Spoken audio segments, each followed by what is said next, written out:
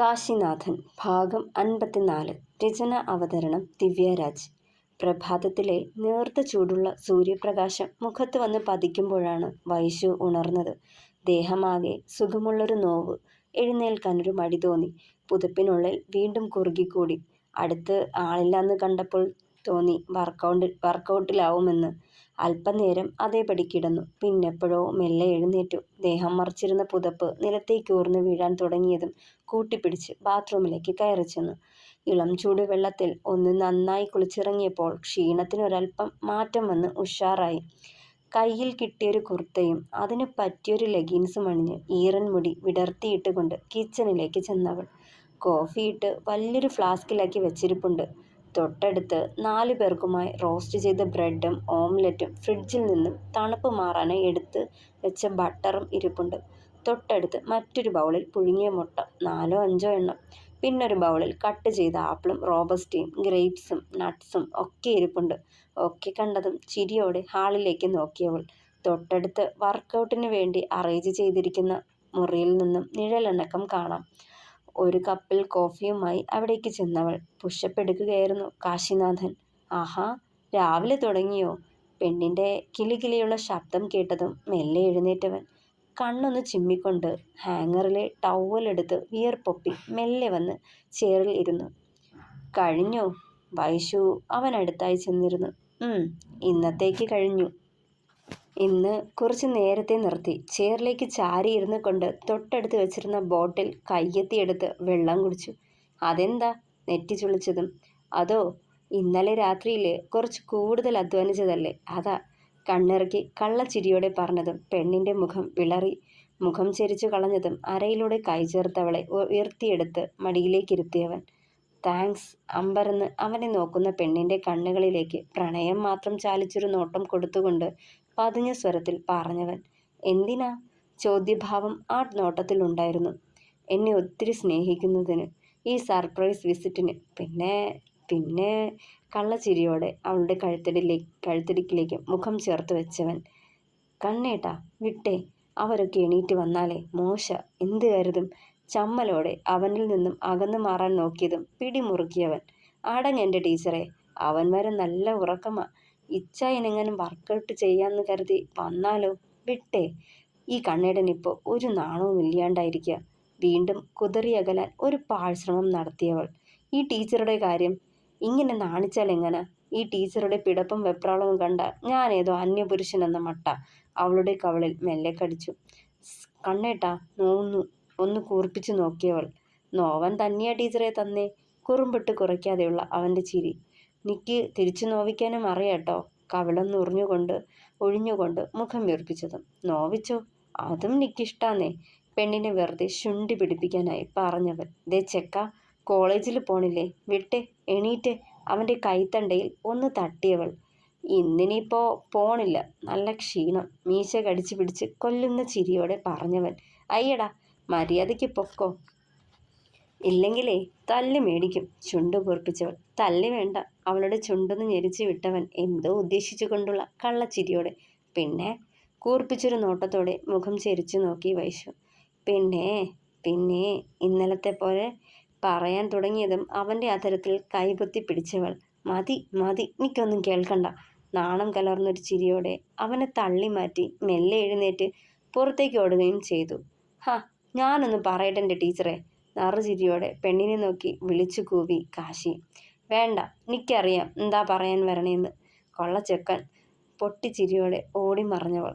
ഡാ, ഉച്ചത്തേക്കുള്ളത് ഞാൻ ഓർഡർ ചെയ്യാം. എന്താ വേണ്ടതെന്ന് പറഞ്ഞാൽ മതി. 4 പേരും ഒരുമിച്ചിരുന്ന് ബ്രേക്ക്ഫാസ്റ്റ് കഴിക്കുന്നതിനിടെ കാശി ചോദിച്ചു.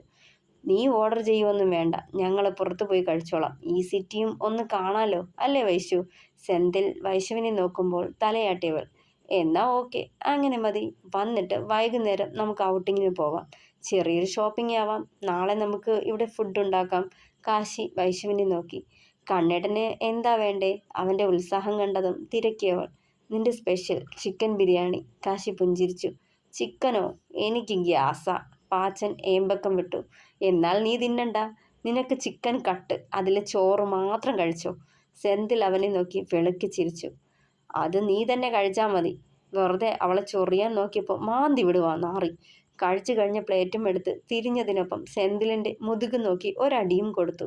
പെട്ടെന്ന് തിരിഞ്ഞോടാൻ തുടങ്ങിയതും അവൻ്റെ കൈ പിടിച്ചു തിരിച്ചിരുന്നു സെന്തിൽ. ഇടാ കാല വിടടാ, അയ്യോ അലറി വിളിച്ചതും കൈ അയച്ച ശേഷം സെന്തിൽ ഒരു തള്ളു വെച്ചു കൊടുത്തു. പാച്ചൻ മുന്നോട്ടൊന്നാഞ്ഞെങ്കിലും പിടിച്ചു നിന്നു. പോടാ, ചുണ്ടനയ്ക്ക് ചീത്ത പറഞ്ഞിട്ട് മുന്നോട്ട് നടന്നവൻ. ഇവൻ്റെ കാര്യം ചൊറിയൻ. സെന്തിൽ പിറുപിറുത്തു. നെല്ല് കൊടുത്ത് തല്ല് മേടിച്ചു. വൈശു ചിരിയോടെ പറയുന്നുണ്ടായിരുന്നു. ഞാൻ ഇറങ്ങാണേ. സിങ്കിൽ കിടന്ന പ്ലേറ്റുകളും കപ്പുകളും കഴുകിയൊതുക്കി നിന്നവളുടെ പിന്നിലൂടെ വന്ന് പുണർന്നു കാശി. തിരിഞ്ഞതും അവളെ ചേർത്ത് പിടിച്ച നെറുകിൽ മെല്ലെ ചുണ്ടമർത്തി. പോയിട്ട് വേം വാ, ഞാനിവിടെ കാത്തിരുന്നോളാം. കൊഞ്ചിക്കൊണ്ട് അവൻ്റെ നുണക്കുഴിക്കവളിൽ വിരലാഴ്ത്തി. Love you Vaishu. അവളുടെ ചുണ്ടിലൊന്ന് അമർത്തി മുത്തിയവൻ. ലവ് യു ടു കണ്ണേട്ടാ. ആ നെഞ്ചിലേക്ക് ചേർന്നവൾ കൊഞ്ചലോടെ. കോളേജിലേക്ക് കാലെടുത്ത് വച്ചത് മുതൽ തിരികെ ഫ്ലാറ്റിലേക്ക് പോകുന്നതിനെ പറ്റി മാത്രമായിരുന്നു കാശിയുടെ മനസ്സിൽ.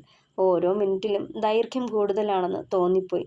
ക്ലാസ്സിലിരിക്കുമ്പോഴും ക്ലിനിക്കൽ പ്രാക്ടീസ് അറ്റൻഡ് ചെയ്യുമ്പോഴുമെല്ലാം മനസ്സ് കൈപ്പിടിയിൽ ഒതുങ്ങാത്ത പോലെ. ഇടയ്ക്ക് കിട്ടുന്ന ഇടവേളകളിലെല്ലാം വൈശുവിനോട് സംസാരിക്കണമെന്ന തോന്നലിൽ ഫോൺ കയ്യിലെടുത്തും. പക്ഷേ അവളുടെ ശബ്ദം കേട്ടുകഴിഞ്ഞാൽ പിന്നൊരു നിമിഷം പോലും തനിക്കിവിടെ പിടിച്ചു നിൽക്കാനാവില്ലെന്ന് ബോധ്യമുള്ളതുകൊണ്ട് ഫോൺ തിരികെ ബാഗിലേക്ക് വെച്ചു. വൈശുവും ബാച്ചനും സെന്തിലും കാശിയോട് പറഞ്ഞിരുന്ന പോലെ സിറ്റിയിലൊക്കെ ചുറ്റിക്കറങ്ങി. അച്ഛനും ടീച്ചറമ്മയ്ക്കും നന്ദനും അച്ചമ്മയ്ക്കുമായി ചെറിയ ഷോപ്പിംഗൊക്കെ നടത്താനായി ചെറുതും വലുതുമായ ഷോപ്പുകളിൽ കയറി ഇറങ്ങി വൈശു. അതേസമയം സെന്തിലിൻ്റെ കണ്ണുകൾ പാഞ്ഞത് തൊട്ടടുത്തുള്ള ഒരു ഫാൻസി സ്റ്റോറിലെ കണ്ണാടിക്കൂട്ടിനുള്ളിൽ കണ്ട മനോഹരമായി ഒരുക്കി നിർത്തിയ ചെറിയൊരു പാവക്കുട്ടിയിലാണ്. കണ്ടതേ കൗതുകത്തോടെ ഓടിപ്പാഞ്ഞു ചെന്നവൻ ചോദിച്ച വില കൊടുത്ത് അത് വാങ്ങി പാക്ക് ചെയ്യുമ്പോൾ വൈശുവും ബാച്ചനും അറിയാതിരിക്കാൻ പ്രത്യേകം ശ്രദ്ധിച്ചു. വാങ്ങിയ പാടെ അത് കൊണ്ടുചെന്ന് കാറിൻ്റെ ഡിക്കിയിൽ ഒളിപ്പിച്ച് വെച്ചിരുന്നവൻ. അന്നേരമെല്ലാം മനസ്സിൽ ഗൗരിയുടെ മുഖം മാത്രമായിരുന്നു. ഇനി 2 ദിവസത്തേക്ക് എന്നെ കാണാൻ ഒക്കുകയില്ല കേട്ടോ ഗൗരിക്കുട്ടിയെ. തൻ്റെ നെഞ്ചോരം ചേർന്നിരുന്ന പെണ്ണിനോട് പറയുമ്പോൾ മെല്ലെ കണ്ണു മിഴിച്ചു നോക്കിയവൾ. അതെന്തോ കുഞ്ഞുഞ്ഞെ? കണ്ണുകൾ വിടർത്തിയുള്ള പെണ്ണിൻ്റെ ചോദ്യം കേട്ടതേ ഉള്ളിൽ തോന്നിയ വികാരത്തിന് എന്ത് പേര് പറയണമെന്ന് അറിയില്ലായിരുന്നു സെന്തിലിന്. ഞാൻ കുറച്ച് ദൂരത്തേക്ക് പോവാട്ടോ, 2 ദിവസം കഴിഞ്ഞേ വരത്തുള്ളൂ. അന്നേരം എൻ്റെ ഗൗരിക്കുട്ടി നല്ല കുട്ടിയായി അമ്മ തരുന്ന ഭക്ഷണവും കഴിച്ച് മെഡിസിനും കഴിച്ച് സമയത്തിനുറങ്ങണം. അവരോട് വഴക്കിടരുത് കേട്ടോ. അരുമയായി അവളുടെ നെറുകിൽ തലോടിയവൻ. ഞാൻ നല്ല കുട്ടിയായിരുന്നാൽ കുഞ്ഞുഞ്ഞു വരുമ്പോൾ എനിക്കൊരു കൊണ്ടുവരുമോ? പ്രതീക്ഷയോടെ അവനെ നോക്കിയവൾ. കൊച്ചിന് എന്നതാ വേണ്ടേ? കവളിൽ തട്ടി അവൻ അത് ചോദിച്ചതും താടിക്ക് വിരൽ കൊത്തി ആലോചനയിലായി പെണ്ണ്. അതേ, എനിക്കൊരു പാവ കുഞ്ഞിനെ വാങ്ങിത്തരോ? മിനിങ്ങണ ഉടുപ്പിട്ട വലിയ പൊട്ട് വെച്ചൊരു പാവക്കുട്ടി? ആകാംക്ഷയോട് ചോദിക്കുമ്പോൾ മടി കൂടാതെ വാങ്ങിത്തരാമെന്ന് ഏറ്റിരുന്നവൻ. ഒന്ന് ദീർഘമായി നിശ്വസിച്ചുകൊണ്ട് വൈശുവിനെയും പാച്ചനെയും തേടിപ്പോയവൻ.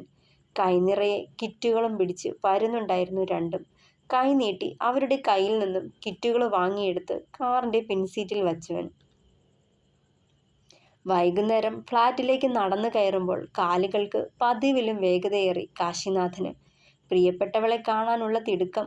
ഓടിപ്പാഞ്ഞു ചെന്ന് വാതിലിൽ മുട്ടുമ്പോൾ വാതിൽ തുറന്നത് സെന്തിലായിരുന്നു. എവിടേക്കോ പോവാനായി തയ്യാറായി നിന്നവനെ അടിമുടി നോക്കിക്കൊണ്ട് പിരികമുയർത്തി കാശി.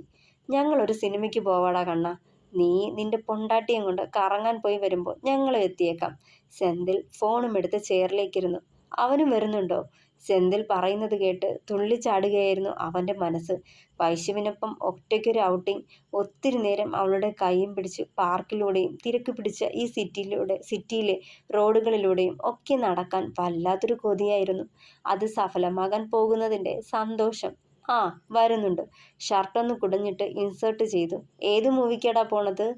തീരുമാനിച്ചില്ല. ഒരു തമിഴ് മൂവിയും ഹിന്ദി മൂവിയും ലിസ്റ്റിലുണ്ട്. ഏതെന്ന് പോയിട്ട് തീരുമാനിക്കണം. ചെറുചിരിയോടെ പറഞ്ഞവൻ. ഞാൻ റെഡിയായി. സെന്തി ഇറങ്ങാടാ. ഷർട്ടിൻ്റെ സ്ലീവും മടക്കി വെച്ചുകൊണ്ട് പാച്ചനും ഹാജരായി. ഡാ കണ്ണ, ഞങ്ങൾ പോയി വരാം.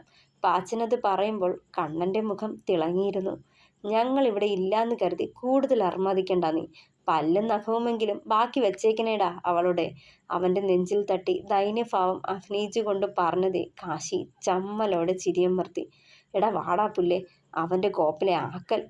പാച്ചൻ്റെ കൈയും പിടിച്ച് വലിച്ച് സെന്തിൽ മുന്നോട്ട് പോയി. ഡാ, ഒരു മയത്തിലൊക്കെ വേണം, കൊച്ചിൻ്റെ നടുവൊടിക്കരുത്. വാതിൽ ചാരുന്നതിന് മുന്നേ തിരിഞ്ഞു നിന്ന് വീണ്ടും വിളിച്ചു കൂവി പാച്ചൻ. ഷേ, ഇവൻ നാണം കെടുത്തിയടങ്ങു. കള്ളച്ചിരിയോടെ വാതിലടച്ച് കുറ്റിയിട്ട ശേഷം റൂമിലേക്ക് കയറി ചെന്നിരുന്നവൻ. ബാത്റൂമിൽ നിന്ന് മൂളിപ്പാട്ട് കേൾക്കാം. ഒപ്പം ഷവറിൽ നിന്ന് വെള്ളം വീഴുന്ന ഒച്ചയും.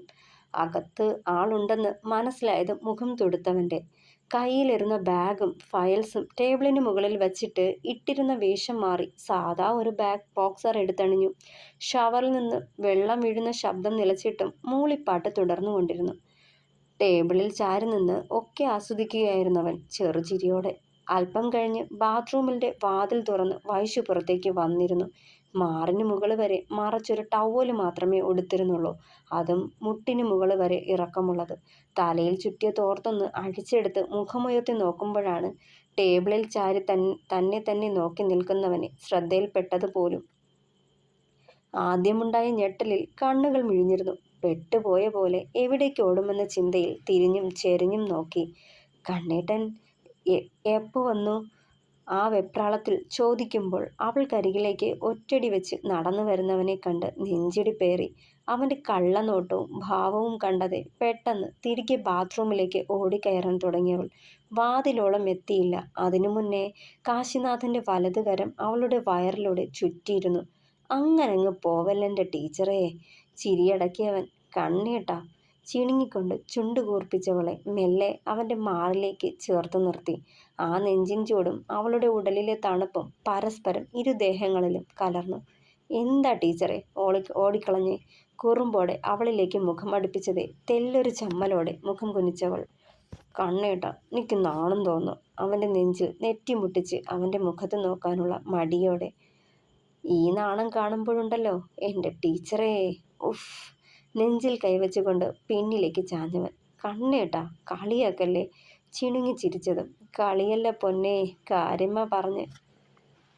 പെണ്ണിൻ്റെ കാതോരം അടക്കി പിടിച്ച പോലെ പറഞ്ഞു. അവരൊക്കെ പോയോ? അവൻ്റെ മുഖത്ത് നോക്കാതെ ചോദിക്കുമ്പോഴും കണ്ണുകളിലെ പിടപ്പ് അവൻ കാണുന്നുണ്ടായിരുന്നു. പോയി. ഇപ്പോൾ ഇവിടെ ഞാനും നീയും മാത്രമേ ഉള്ളൻ്റെ ടീച്ചറേ. പറയുന്നതിനൊപ്പം അവളെ ഉയർത്തിയെടുത്ത് ബെഡിലേക്കിട്ടിരുന്നു കാശി. കണ്ണേട്ടാ, വേണ്ടാട്ടോ, നമുക്ക് ഔട്ടിങ്ങിന് പോവണ്ടേ? ചുണ്ടു കൂർപ്പിച്ചവൾ ചെറിയ കുട്ടിയുടെ വാശി പോലെ. ഔട്ടിങ്ങൊക്കെ പിന്നെ, ആദ്യം. മെല്ലെ മീശത്തുമ്പ് കടിച്ചു പിടിച്ച് വശ്യമായ ചിരിയോടെ അവളിലേക്ക് അമർന്നവൻ.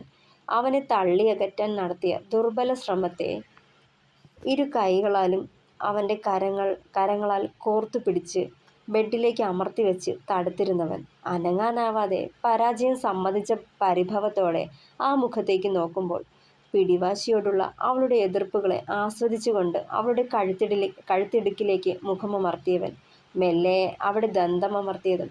കണ്ണേട്ടാ. ഒരു ശീൽക്കാരത്തോടൊപ്പം അവൻ്റെ തോളിലായി അവളുടെ നഖമുന അമർന്നു. ഇത് കഷ്ടാണേ കണ്ണേട്ടാ. എന്നെ വിട്ടേ. റെഡിയാവണ്ടേ? പുറത്തു പോവാം. നന്നേ. എന്ത് കഷ്ടാ ടീച്ചറെ. സുന്ദരിയായ ഭാര്യയെ അതും ഇങ്ങനെ ഹോട്ട് ആൻഡ് ലുക്കിൽ കണ്ടാലേ ഏത് ഭർത്താവും ഒന്ന് തെന്നി വീഴും. അതേ ഇവിടെ നടന്നുള്ളൂ. കീഴ്ച്ചുണ്ടെന്ന് കടിച്ചമർത്തി പിടിച്ച് പറഞ്ഞതും പരിഭവത്തോടെ അവനെ കൂർപ്പിച്ചെന്ന് നോക്കിയവൾ. ബാംഗ്ലൂരിൽ വന്നതിൽ പിന്നെ ഈ ചെക്കനാകെ മാറി വഷളായി വരുക. അവനെ തന്നെ നോക്കി കണ്ടൊട്ടിയതും. ആരാ എന്നെ വഷളാക്കിയേ? നീയല്ലേ എൻ്റെ ടീച്ചറെ? പറയവേ ഒന്ന് താഴ്ന്ന് അവളുടെ ചുണ്ടമർത്തി. കണ്ണേട്ടാ, വേണ്ടാട്ടോ. അവനിൽ നിന്ന് തെന്നി അകലാൻ വെറുതെ ഒരു ശ്രമം. ഒന്നടങ്ങൻ്റെ ടീച്ചറെ. തുടങ്ങിയിട്ടേയുള്ളൂ. അതിനു മുന്നേ വേണ്ടാന്ന് പറയല്ലേ. അവളുടെ തുടുത്ത കവളിൽ കുത്തിപ്പിടിച്ച് കുറുമ്പോടെ ആ അധരങ്ങളിൽ അധരം ചേർത്തു. ദേഹമാകെ സുഖമുള്ളൊരാ കുളിർമയിൽ തളരാൻ തുടങ്ങി വൈശു. അവനിലേക്ക് കൂടുതൽ ചുരുങ്ങിപ്പോയവൾ ആ നിമിഷം. അധരങ്ങളുടെ മൃദുസ്പർശനങ്ങളാൽ അവളുടെ ദുർബലമായ എതിർപ്പുകളെ പാടെ ഇല്ലാതാക്കിയവൻ. വിരൽത്തുമ്പിൻ്റെ മാന്ത്രികതയിൽ ആ ഉടൽ പൂവിടുമ്പോൾ എതിർപ്പുകളൊക്കെ പൂർണ്ണമായും അകന്ന് അവളും അവനെ സ്വീകരിക്കാൻ ഒരുങ്ങിയിരുന്നു. തുടരും. അഭിപ്രായങ്ങൾ പറയണേ. കഥ ഇഷ്ടമായെങ്കിൽ സപ്പോർട്ട് ചെയ്യണം, ഹൈപ്പ് ചെയ്യണം, പിന്നെ സബ്സ്ക്രൈബ് ചെയ്യണം. അപ്പോൾ എല്ലാവർക്കും താങ്ക് യു.